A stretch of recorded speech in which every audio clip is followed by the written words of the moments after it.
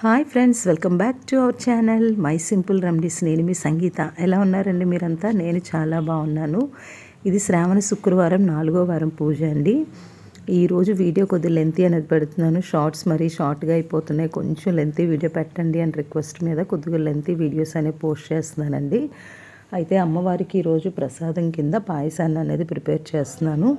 పిల్లలకి లంచ్ అది అంతా ఇచ్చేసిన తర్వాత వాళ్ళు వెళ్ళాక నేను ఫ్రెష్ అయ్యి పూజ కోసం ప్రిపరేషన్స్ అనేవి స్టార్ట్ చేశానండి. అయితే పిల్లలకి లంచ్ కోసం టమాటా రైస్ అనేది చేసాను, సింపుల్గా అయిపోతుంది కదా అని చెప్పి.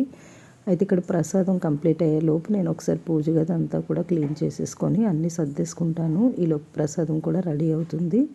చూస్తున్నారు కదా, పూజ కోసం నేను చామంతులు, గులాబీలు, లిల్లీలు తీసుకున్నానండి. అంటే హెవీగా ఏమీ చేయట్లేదు, సింపుల్గానే. ఇలా నాకు పూజ గది అనేది నిండుగా సర్దుకోవడం అంటే మొదటి నుంచి చాలా ఇష్టం. ఓపిక్గా కూర్చొని సర్దుకుంటాను.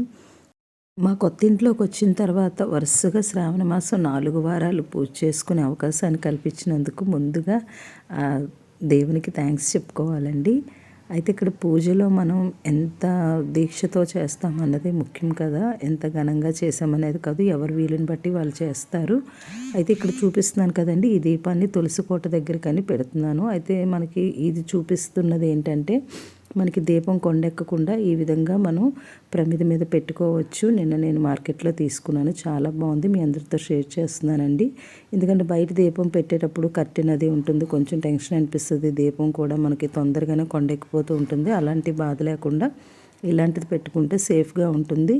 ప్రసాదాన్ని కూడా దేవుడి దగ్గర చూపించి నేను ఒక పూజనంతటిని కూడా కంప్లీట్ చేసుకున్నానండి.